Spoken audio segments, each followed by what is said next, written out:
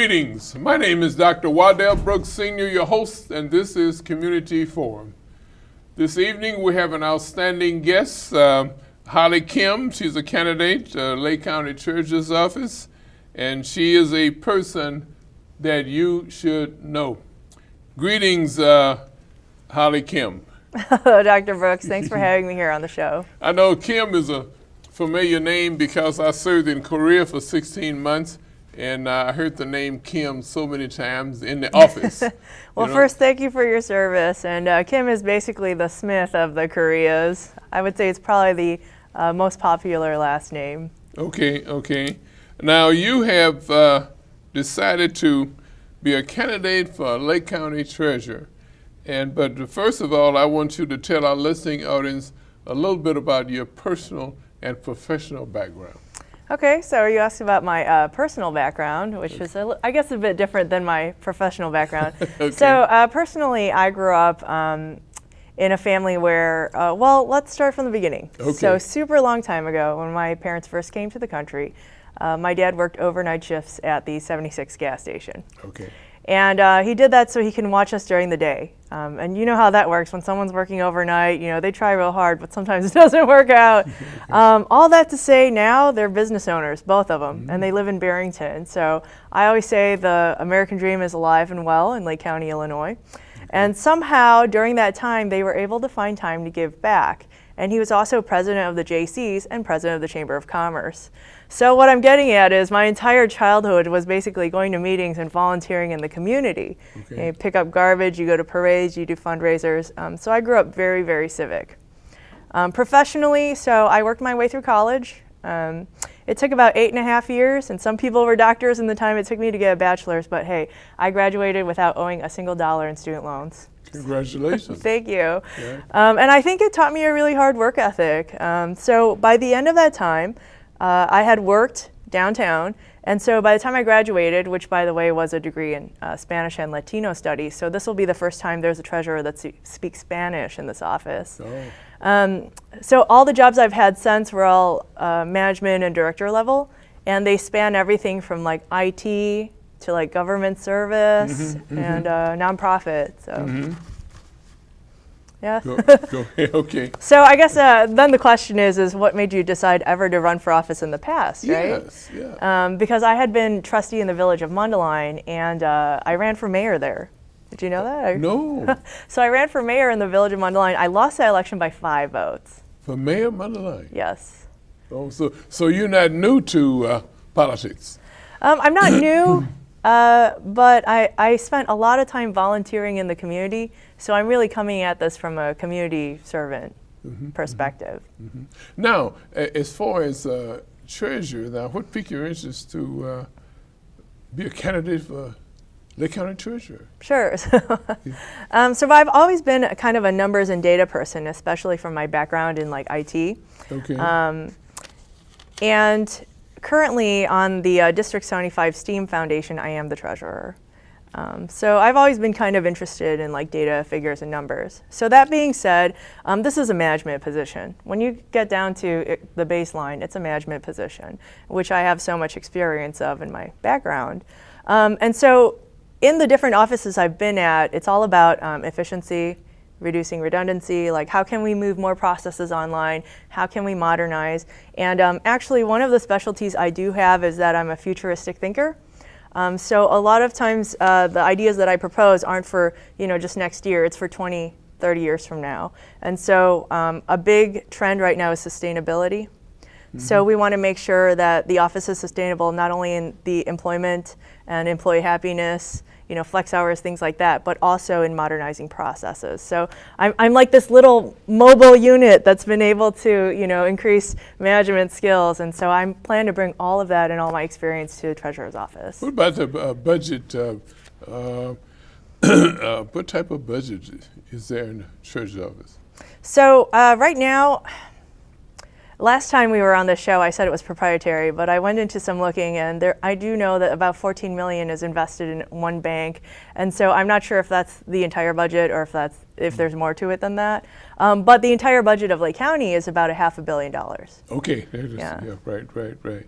and you're responsible for distributing that money, and there's a process of distributing it to the different entities around the county. Yes. So the treasurer's office basically is, at the state level, you have the money coming in to the treasurer's office and going out through the comptroller's office. But in Lake County, we do it both through one office.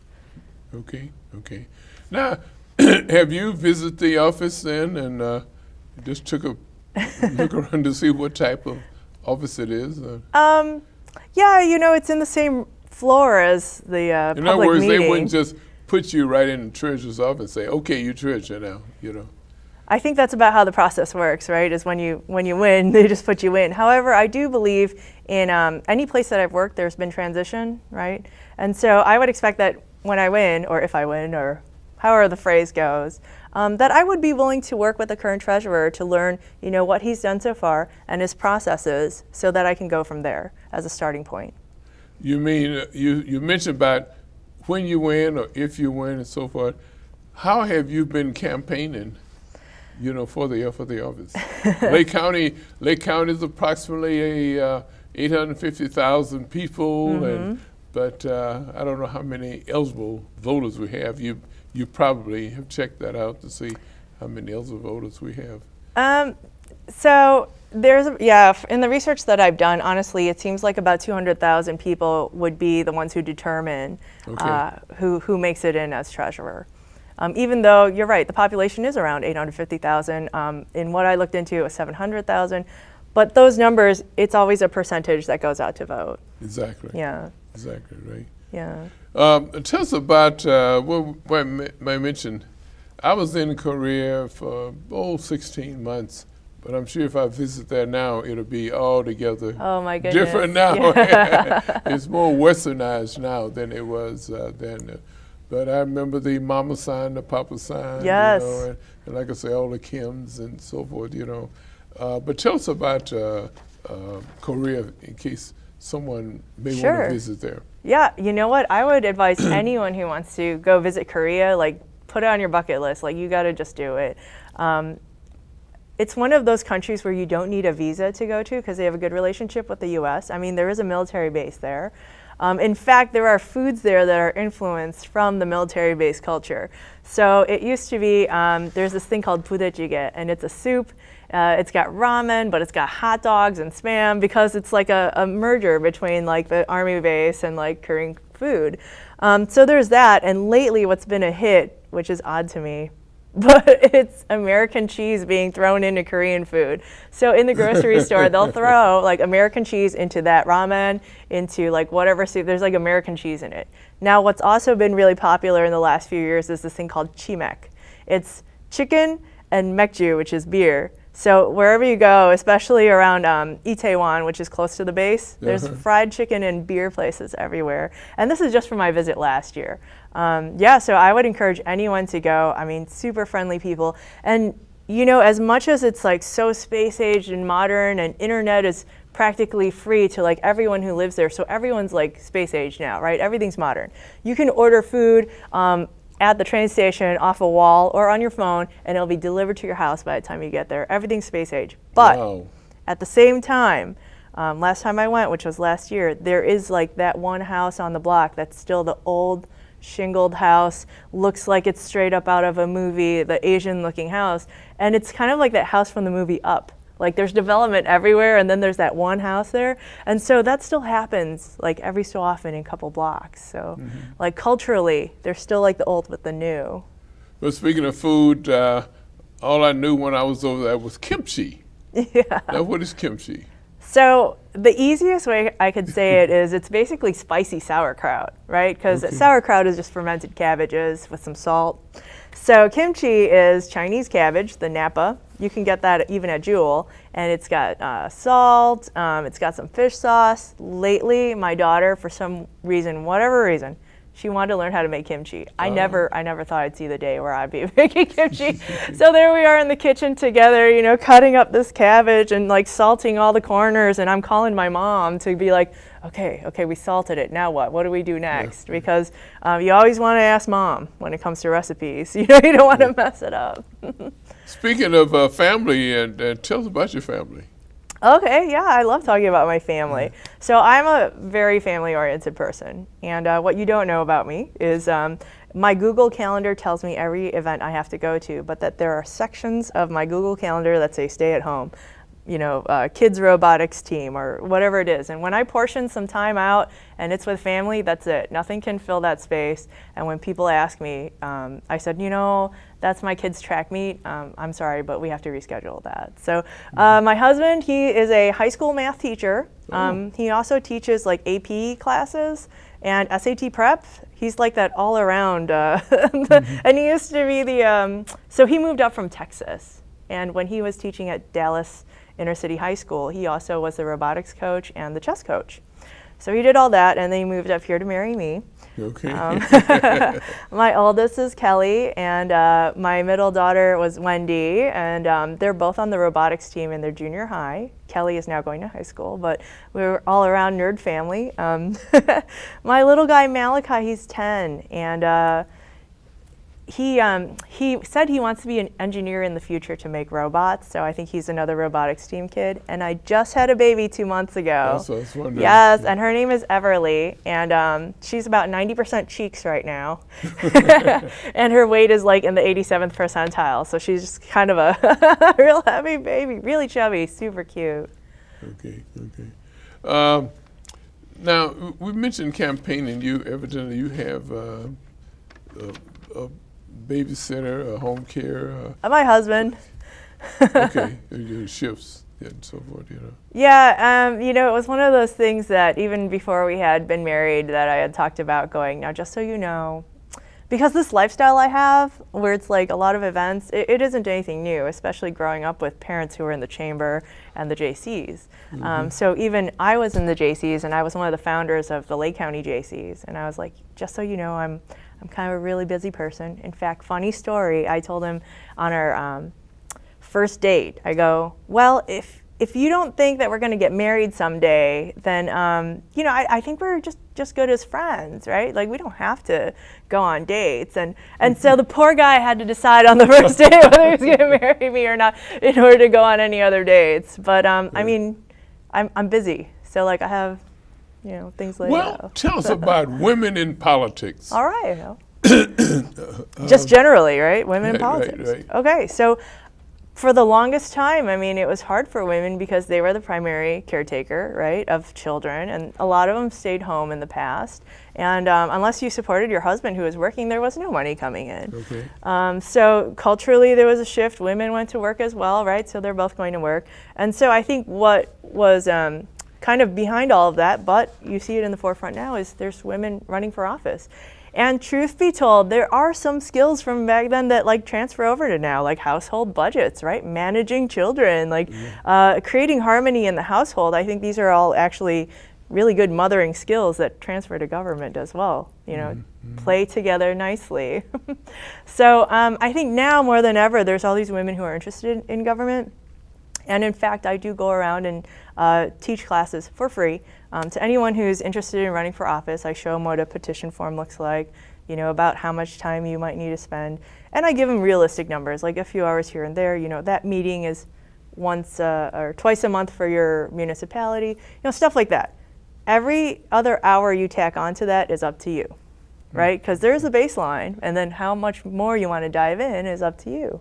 But I tell them, because I say you have to balance your work and your life. I feel like these lessons weren't available in the past for any employee anywhere, but now, you know, workplace happiness is such a big topic. Mental health is such a big topic that now you have to tell them in advance, right? You have to block off this time, because if not, you'll find yourself swimming in events and wonder how your life got there, right? And then people have a midlife crisis and go buy a convertible or something. Not that there's anything wrong with convertibles. You know, I'm out myself quite a bit in the county events, and I see you at about every event that I go to. And I wonder, how do you find out about all these events? Because you're right there. Well, so... Is there a community schedule or something? So first and foremost, I think the difference between myself and a usual candidate is that I actually care. I mean, I care a lot. Okay. Back in college, I took one of those leadership tests in church, and number one for me was missions work. Okay. So I love people. So when I go into communities, I usually shake hands, hey, and we have a great conversation. And I go, if there's any events going on in your town, I was like, let me know. Okay. You know, I will try my best to make it. And they, sure enough, they will email me, they will call me, they will tell me about an event going on. Well, that's in their one of the town. ways I got in contact with you. I got your card. Yeah. And I say, and I'll be honest with you. I say, I was in Korea myself, so I'm going to give her a call. We're going to talk about Korea too, you know, because I haven't talked with anyone about Korea because I don't meet it, except I'm going to ask you about business people. My cleaners is Korean too. Yep, And it is. does a There's a whole- great job. Is that a field that most Koreans go into? Well, so yeah, I think I understand what you're trying to ask, because there is statistically, you know, quite a bit of Koreans in the dry cleaner industry. So both of my parents own businesses. Okay. And basically the lay of the law is when you come to another country and you don't speak the language, first of all, the entry-level jobs you could get is probably, you know, working in the back of a restaurant, or like my dad did, you know, at a gas station. Now, if you want to make any money for yourself, you got to own your own business, right? Okay. So what you see in the immigrant population, not only Koreans, but also like Indian, you know, Mexican, and, you know, all across the board is lots of entrepreneurs, lots of small business owners. And that is actually probably the vein of something that the Korean population could learn to do, and that they did really well. And you know, the sad part for me though, having like parents who owned businesses growing up, is that, you know, there really aren't any days off, right? Or days for vacation. Okay, right. Right? And so all these people, super hard workers, and those small businesses create 2/3 of all the jobs in the United States. Okay, exactly, Yeah. exactly. This is fantastic. So that gives our listening audience a perspective of why there's so many business people from the Korean Yeah. families. Yeah. You know, and then too, you reach back and hire people that's also trying to make it. Right, And- right. If you want to hire someone, it was frequently family members, you know, someone you can know and trust, and it would be someone from your family. And that's all across the board. I see that happening in many different communities. But tell me this, you seem like a visionary person. I tell you what, there are 3 types of people in the world. We got, in the world, let's cover it, right? There are people that make things happen. Sorry. There's people that, a lesser number, watch things happen. And there's a third group that wonder what's happening. So you seem like a person that make things happen. That wouldn't be far from the truth. I'll let Dr. Brooks say, you know, I'm definitely, I do think I'm a mover and shaker. I've been in so many different climates where I walk in and it's my job to basically make it better, right? So Okay. I worked in a nonprofit for healthcare, and Oh. and when I was there, it was basically, here are the processes that are in place, and it's like, how can we do this better, right? Okay. And so it's almost like my job was to be that change agent. And when I was on the board in the village of Mundelein, I was like that change agent as well. So throughout the years, with that futuristic ability and the vision part, it's basically almost been my job for quite some time to just go in and change it up. And I do think, you know, let's be honest, the government could use some more of that. Okay, okay. So as an example, over in Vernon Township, where I currently work, I'm the director of constituent affairs. And we had a food pantry, and basically the way the food pantry worked is once a month you would come and we would give you bag number 1 and bag number 2. Our volunteers had packed those bags. There was a certain number of produce and a certain number of, but everything was canned and boxed, right? And that's all you'd get for that month. As it turned out, a lot of people were not eating all that food, right? If it's not in your culture to eat canned green beans, you're not going to eat it.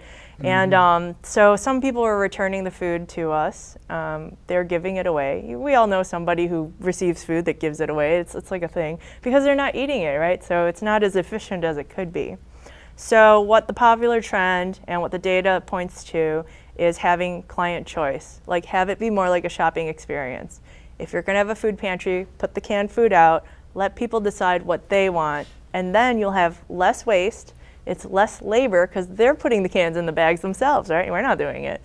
And so I proposed it to the board because they had told me, Holly, what we want and the charge of the board is save taxpayer dollars and expand our services. So I said, okay, if you'll humor me. With dignity comes the client choice model. And here's all the data, and here's everything involved. Now, what I need the board to get behind is, in order for this to work, we have to use the boardroom as the food pantry. So you guys will have to move to the gym and then have your board meeting in the gym. So wouldn't you believe it was unanimous? They agreed to do that. And so since then, we've turned the boardroom into the food pantry. We have even refrigerators now, so we can get dairy and produce and eggs, and everything is just so much more dignified, right? That people are definitely using the food pantry now, and they're loving it. And people who left our food pantry before are coming back because now they can choose what they want. You know, on a countywide position, there's a lot of campaigning and it's a lot of funds that are available too, you know. Do you have a sponsor or several sponsors for you in this campaign? So one of the things you learn about when you run for office pretty fast is that you have to ask for donations. Okay. So if anyone's watching and would like to donate, they can do so on the website. You always got to do that when you're a politician. So the fact of the matter is you ask people for funds, right? Okay. But it's kind of one of those, if you believe in me as a candidate and you believe that I can work hard for you, then support me. And if you don't have funds to support me, that's fine. You know, knock a few doors in your neighborhood, or tell your friends, like when you go to church. Like word of mouth, especially when you run countywide, is so valuable. There are many instances where I'll tell people, like, hey, if you can support me, just help me out, and like, can I write an article for your newsletter, or ways that I can have name recognition, because I have such a large territory, right? I have jokingly laughed that the congressperson has probably 5 cities or 7 cities, and you know, those are the parades that they have to go to, that's it. I have the whole county. So you know, I have to somehow make my body go to like all the parades, you know, it's a huge area. But you know what, I've been to like every single corner of it, even the small towns like Indian Creek. And it's all very important to me that I meet these people and that I understand the area they live in. So the media too is so important now, right? It has really expanded, you know, so that you can reach out. Yes. You know. Yes, I do have a background in marketing and social media as well. So this has worked out, you know, really well. Well, tell us about some of the challenges that you've confronted since you decided to run. Sure. So the challenges for me, I guess, it's kind of a unique situation that I didn't grow up in a political party. And I wasn't groomed by a political party when I was like growing up either. I was just a volunteer in the community. So some of the challenges for me had been things like, you know, well, how do I, you know, tell everyone in every single town that I need parade walkers?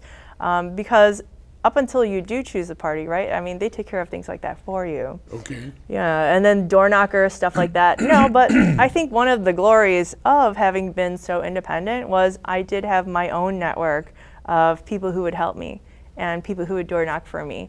And they just liked me as Holly Kim, the candidate. And so I think that that's something that's been a challenge, but it turned out to be like great in the end. Now, people don't expect for you to know the nuts and bolts of the office because you have not been there, you know. Right, I have to go in there. But key things that you mentioned is managing people to do the work, right? That's the key. Yes. So as I stated, I love people. Okay. But you know, as any sort of a manager, you want the most efficient office as possible. You don't want anyone to be a slug who's there, right? And that goes across the board to any office. So you want to make sure they're working hard, but then also cross-trained. There's modern management practices where it would involve Well, it's cross-training, but then there's also the ability to like go out. You know, I think one of the things that the Treasurer's Office really needs to do more of, which I plan to do, is roll out more outreach. People could drive all the way to Lake County to drop off a check for their property taxes, or we could have days in your community where we're out there, right? And we come to you. Mm-hmm. And it might actually create some employment satisfaction to not always just have to be at the office. Yeah. And so, you know, it's not, modernization doesn't always mean like robots, right? Some of it, modernization means like employee happiness and mental health as well. And so what we want to do is create that sustainability. Mm-hmm, mm-hmm, mm-hmm. You mentioned about it's not a desk job. You know, you're not behind the desk for long hours, right? You got outreach. So I think we should do way more outreach, yes, mm-hmm. including to student groups. So what's also really hot right now is STEAM, right? Science, technology, engineering, arts, and math. Okay. Okay, I happen to sit on an Ed Foundation, which is for STEAM. So I don't see why, as a tenant of the Treasurer's Office, is we can't engage children to be interested in finance-related jobs. That whole tech sector, economic development, that is the future of Lake County. And if we invest in our children, having these opportunities to have them interested in math, mm-hmm. right? They would look at jobs like this. They probably don't even know what the Lake County Treasurer does, right? Oh, and they've probably never seen anyone from that office. But we can have like a traveling kind of like a curriculum so that kids can learn what's done at the Treasurer's Office, how they could be involved if they're interested in finance. I do think there's some benefit to having like a student leadership committee that belongs to the Treasurer's Office, and that could be definitely kids who want to grow up to be like CPAs, accountants, and anything like that, and just take them under wing. There's just so much that can be done, but currently isn't. Yeah, what you alluding to is that internships, mm-hmm. you know, from the high school, right? The high school or whatever group, youth group, have them come in and periodically and learn student leadership committees. Like we'll just meet up every so often, you know, and I can hear about what it is they want to learn, and we can provide some of that. The thing is like we can't. Yeah, everyone tells you that, you know, our students are leaving Illinois, they're going to other states, and companies are leaving, blah, blah, blah. Well, what are we doing to like ensure that jobs are here, right? And what are we doing to like keep them here? Hey, if a kid wants to leave, they want to leave. So there's that. Okay. But if there's opportunity and they want to stay here, like we need to make sure that that's present in the future. And like I said, I don't think about just what am I going to do next year? I think about 20, 30, 50 years from now. What can we do that's like a small flap of the butterfly wing that's going to create like economy? Even down to, in my campaign, we will go to small ma and pa coffee shops because we want to support the local economy and support those small business owners, right? Those are the people paying for like soccer lessons, their kids' tuition, instead of faceless corporations. So every conscious movement we make, you know, if we invest in our kids' future, like it speaks volumes later. What I do, I see Holly Kim out there, but you must have a campaign committee, right? Holly Kim can't be at all sections of the county. Or can I? I think he's asking about the Disney magic, you know. You know, it is me. I'm everywhere. But I learned watching people who were ahead of me, who were greater than me. When I was trustee in the village of Mundelein, you get to know a lot of politicians from different areas. Oh, yeah. Federally, statewide, even municipalities. There's a conference every year where all the municipal government, you know, gets together and you can meet them. I had the chance to meet who I thought was better and who I thought was probably a slug. You know, you get to meet that, and I just kind of formed in my mind the type of person that I would like to see elected into office, right? Mm-hmm. And one key thing to think of is, you know, the Treasurer's Office pays about $127,000. You have to ask yourself, one, have I ever seen this person in person, like in front of me? Because for that kind of salary, which we're all paying out of our pockets, you know, they should be out there hustling. They should be out there in the public so that you have a chance to see them and either say, hey, I agree with what you did, or I disagree with that last, you know, thing you did, like, but at least they were there. You know, I say that about congressional people as well. You know, I base it on, Are they in the community? Are they giving back? Which, by the way, one of my platforms is to give back $40,000 of my salary to Lake County communities, civic groups. Oh. So. Well, what are the requirements or the criteria for becoming eligible to run for Lake County Treasurer? Is that such an animal? So believe it or not, township assessors have a certification they must have, right? But the county treasurer does not. So it's just the basic requirements of like over 18, right? U.S. citizen, which is the common for every elected office. Okay. Yeah. Wow, so anyone over 18, Yeah. 18 and over could run. Yeah, but you know, I think that's one thing that's great about democracy, right? If they get enough signatures to be on the ballot, right, all those people believed in that person. So now you have the choice on the ballot, and then it's up to them to then work everyone, saying, hey, you know, you should vote for me because of these merits, and that's democracy. But that's one of the reasons for Community Forum and also Community Focus. You've been on Community Focus Yes. before, right? Yes, I have been on the radio show. It's That's great. the purpose of it, so that Lake County could see and hear who you are, what your objectives are, and I think you've go into that. You may want to go into it a little bit more. Your ultimate goal in running for the office, and what do you expect to be 4 years? Because a 4-year term, right? It is a 4-year term. What do you expect to be in 4 years? Coming back telling the people what you've done. So what I plan to do in this office is exactly what I've done in the other places that I've worked. I have a track history of basically going in and making it better. Okay. Whether it's expanding programs with the same amount of money we have. Hey, I mean, in private sector, we have to do that all the time. We have to do different work. We have to evolve and do it with the same amount of money or less than we did before, right? I mean, that's what happens in businesses, and it's about time we do that over in the government. We're all drowning in those kinds of taxes, so every little bit helps, you know, if anyone's on board to reduce that. So my goal is to go in there and basically write down, I'm going to give you the nitty-gritty, everything in detail in like the nerd format. We're going to write down all the processes and see where they overlap and take out the redundancy.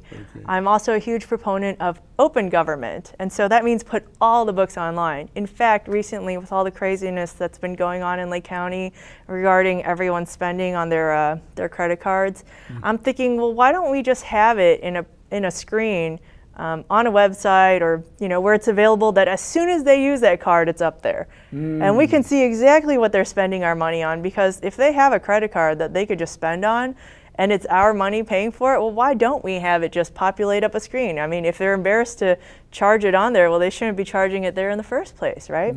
So there's that, and that's a very modern process. Like I said, open government, just put all the books, everything online. Right? And the city of Chicago is already doing it, so this isn't like a pie in the sky, non-existent thing. Also, the Illinois State Treasurer's Office is doing it as well, and so I've been in contact with them to talk about scalability of doing that. So this isn't like just made up clouds. Like, this is real data. Like, it can happen. So there's that. Like I said, I plan to donate back $40,000 of my salary as well. I believe so the median household income in Lake County is $82,000, right? And this pays something like $124,000. So I am equalizing myself to all the other families in Lake County. That's all I'm doing. And then giving the money back to civic groups, which is like a throwback to my parents, the chamber, the JCs. They're the groups in your town doing the pancake breakfast, right? The fireworks, like, they're doing good in your town. And I think that should be funded more. But really what I'm doing is kind of setting the bar. I'm setting the bar for all the other politicians. Like someone's got to start doing this, and once I do it, maybe others will as well. It is kind of like a wonder, right? Why nobody else is doing it. So let's set the bar, and let's start from there. And as far as what I plan to do 4 years from now, oh my gosh! Like if I have, I mean, will I even be alive 4 years from now? Right? We never know. Every day's a gift. If I may tell a little story about the mayor race. Okay. So I woke up the next day from the mayor race with that loss of 5 votes, right? And I kind of sat there just staring, and I was like, God, what happened? can we talk about religion on the show a little bit? Well, you can, it's not going to go too religious, but I said, God, what happened? Because before I agreed to run for mayor in my heart, I thought about it, I prayed about it, because I had been offered to run for state rep, state senate. I chose mayor, and it was only after I had prayed about it for a while. And so that's what I felt that I was called to do. That's what I'll do. I'll run for mayor, especially because I love local business and people. That's the way to go. So when I lost, I'm like, what happened, right? Because I'm not an egomaniac. I just did it because I felt that was the call. Then life, provided me a new job 15 minutes away from my house. And then I was asked to run once again for, this position. And I was like, I may not understand it at that time, but there is a plan in place, right? And there is a path, and it is with me to just follow that path and see where it goes. So 4 years from now, honestly, I don't have a plan. My only plan is to do the best dang job possible for the treasurer's office and do it well. Well, I may mention, yesterday is gone. Today is the present. We call it a gift. Tomorrow may never be. This is true. So I have to give you credit for having the passion. In order to do a job well, you have to have passion for it, right? And someone saw the passion that you have, and the reason they're asking you to run for your different positions, right? And one of the family support, I'm sure you have family support, right? Yes. You can't run for office like this without support of your family. And if you don't have support of your family, they're probably going to be the ones who end up, in the newspaper and scandal or something. But you got to have that, right? As the saying goes, if you can't even lead your house, how can you lead a community? I believe that's very true. Fantastic. Well, we might as well mention the comments about community support. How much community support have you been getting as you're going around the county? We said a county between 750 and 850,000 people. Right, we just right. say that. I guess we're going to get. It depends on the website you go to. That gives you different numbers. Right. But how do you feel the community support is getting? So is it snowballing or what? It is.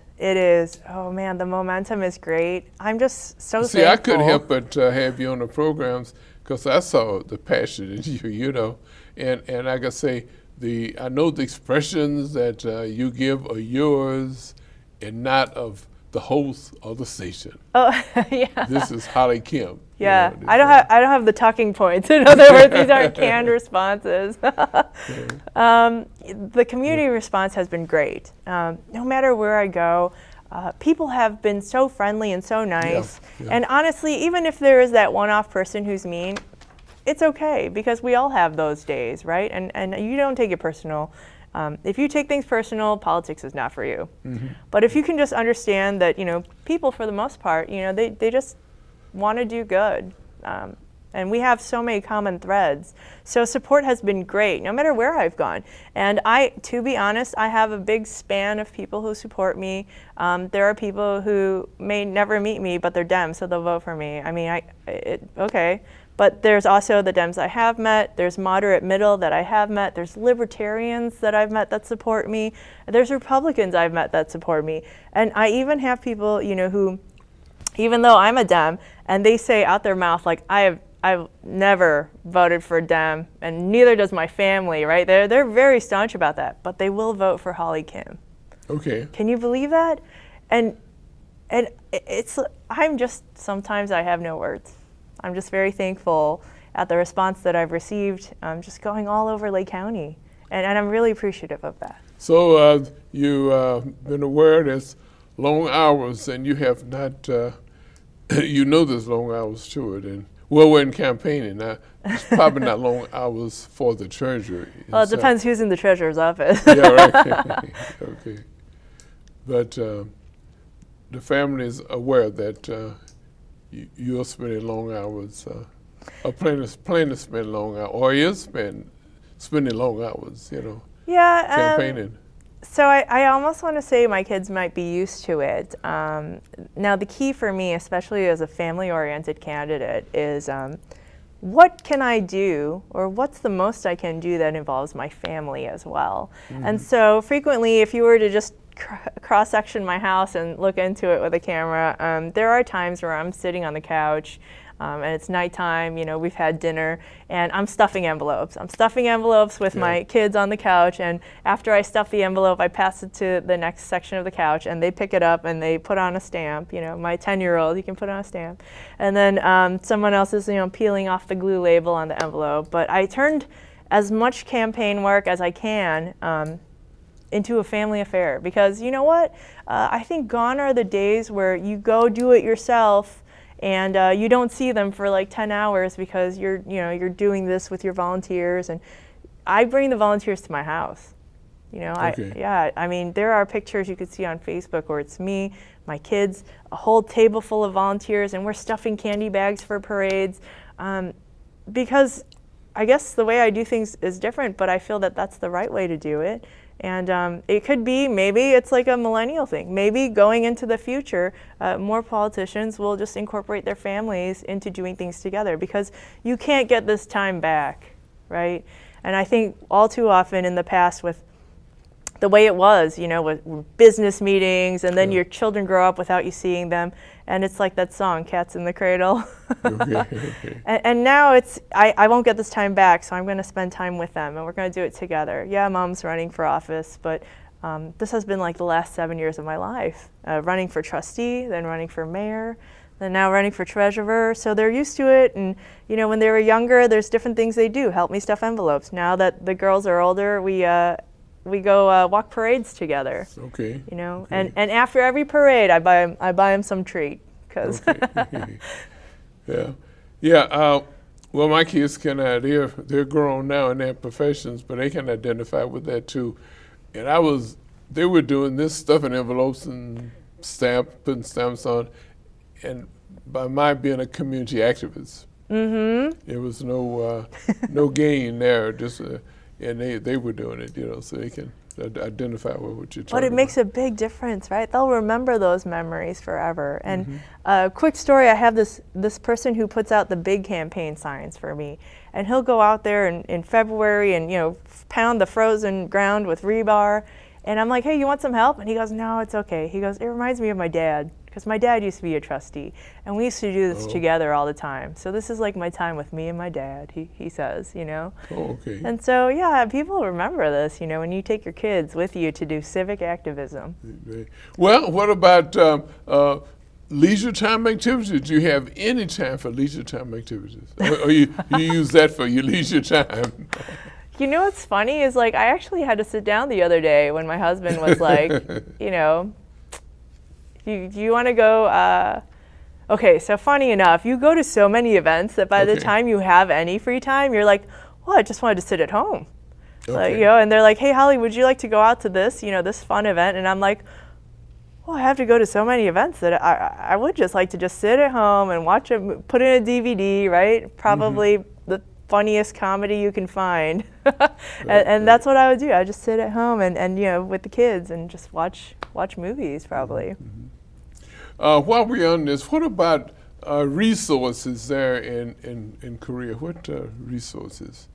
What do you mean resources? Resources like help, support, or? No, I mean at the country, for the country's resources.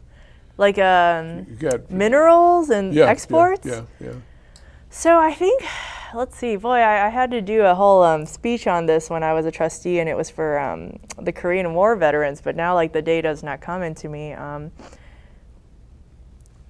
You know, Korea, so one of the things that I do want to convey, which I did say during that speech, was the reason South Korea does so well is because we were protected, right? And we are westernized. I mean, you can see a huge difference between South and North Korea.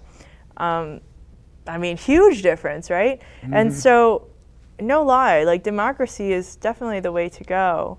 And in some ways, I feel that I could not have possibly been here, or even running for office at all, you know, in front of all of you, if not for the fact that, you know, troops had to come and intervene. right? And help the country. If not, I'd probably still be back there, or maybe I wouldn't even be born at all. But that success really had to do with, intervention, and they call it the forgotten war because people never really talk about it, right? But it made such a huge difference to people's lives, like my parents, like mine, because of how history would have been different. Like the way North Korea is maybe how it would have been all across the country. And so that is huge. It's not talked about much, but it deserves way more like gratitude, I think, than what's been put out there. So there's that, and like one of the exports I definitely can talk about is K-pop. Do you know what that is? Never heard of it. So it's not an export like steel beams, but it's Korean pop music. Okay. It is an industry. Do you know the Backstreet Boys? That's a U.S. pop band. Okay. But it is like boy bands, girl bands, and like it has hit mainstream media here in the United States. And I don't even listen to K-pop, but somehow my kids do. I don't even know like how it infiltrated them. But so the Billboard Music Awards, the last one, had a K-pop band, even though they sang in Korean, on the stage. So Korean pop is huge right now. Like. I did a couple things in Korea. I learned how to bowl. Bowling? Yeah, I did that in Seoul, Korea. I was shocked that they had, back in '54, that they had bowling lanes. Like you say, it's more westernized now than it was then. Oh yeah, I mean, in addition to regular bowling, there's probably virtual bowling, over there. Right. There is virtual golf. Okay. I've seen that, yeah. Okay. And the main, you mentioned about improvements that you would make within the office. Of course, you have to get in the office first before you can So, tell what improvements yeah, you it definitely make. is one of those where you have to go in there to see the lay of the land to know where to begin from. Yeah. But in a very general sense, like as I've done in previous employments, it's not foreign to me. It's not new. Basically I'll go in there, I'll roll up my sleeves and then see all the processes and make it as much more improved as I can. But here's the thing, there's always, you can take something like a wagon and put a jetpack on it and be like, look, it's improved.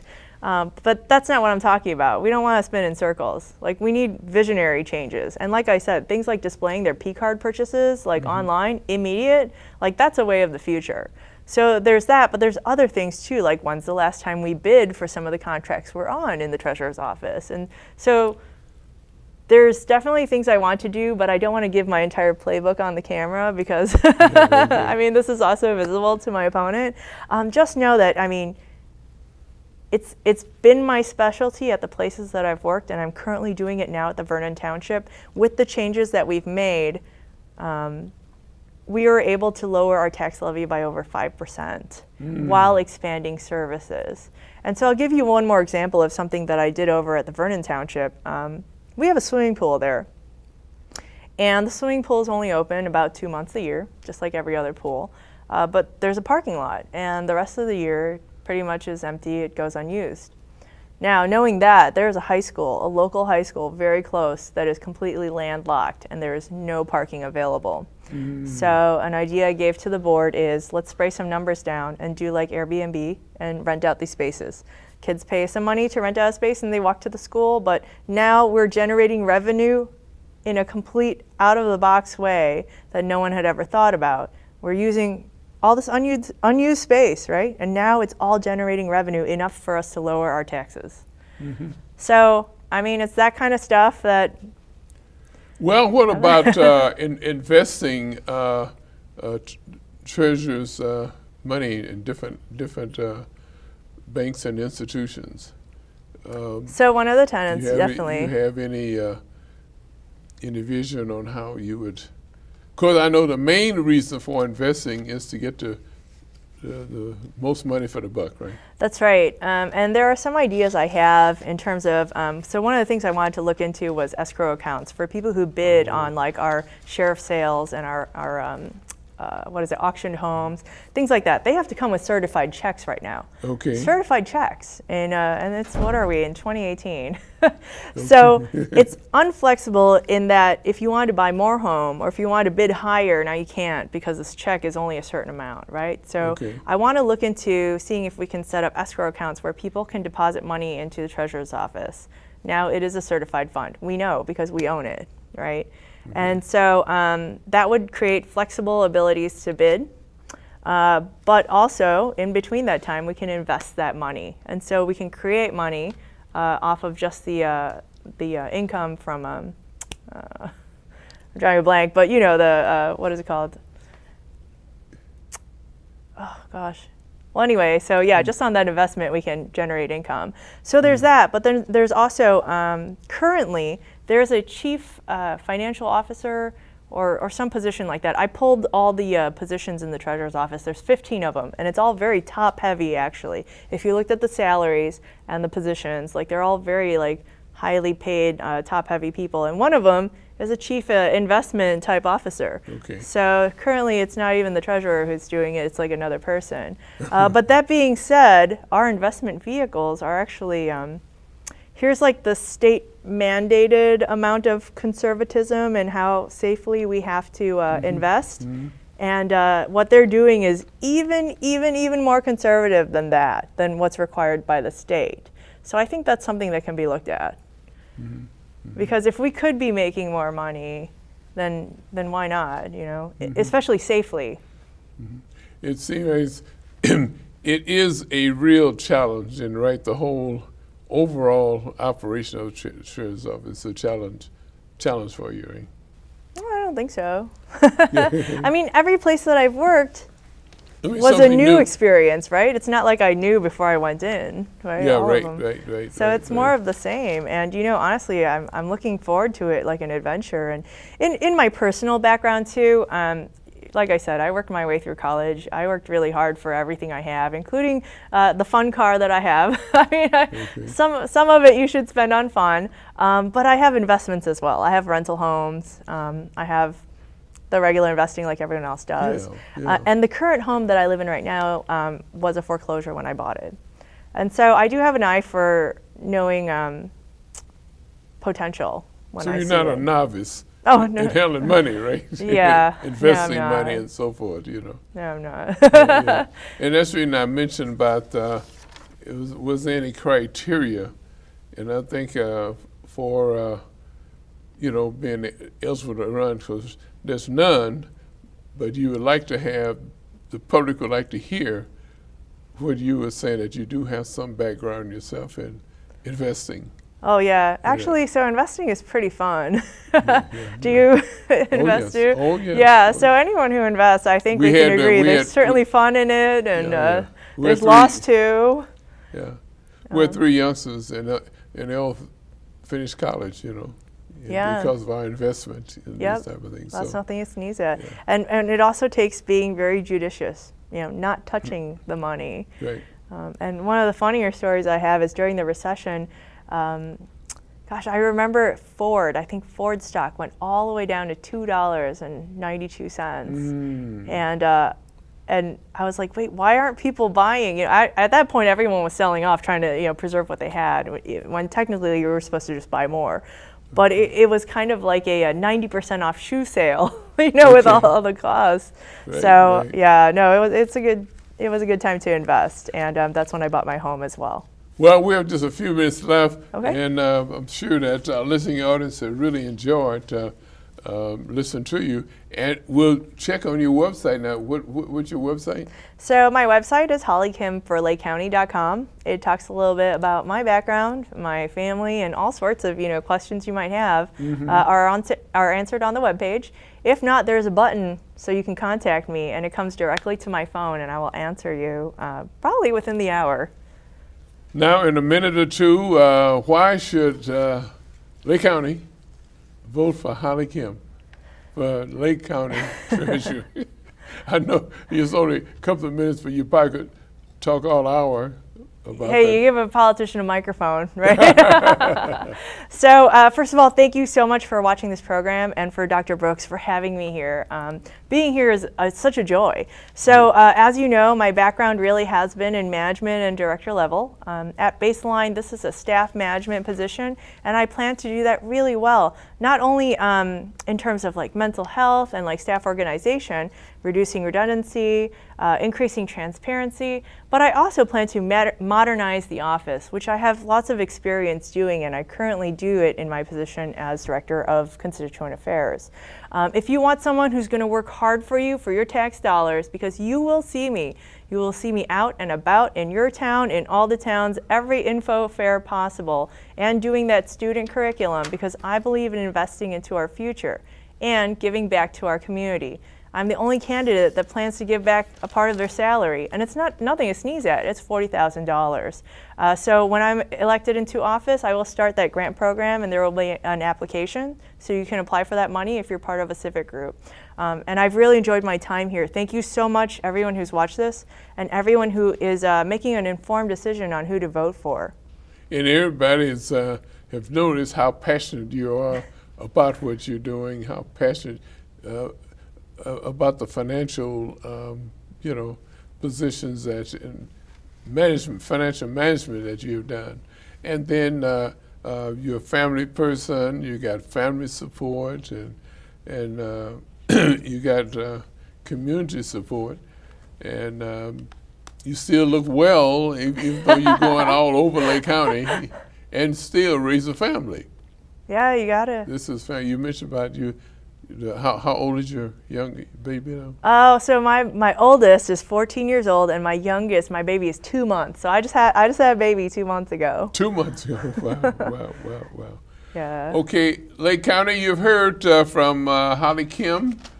She's a candidate for Lake County Treasurer.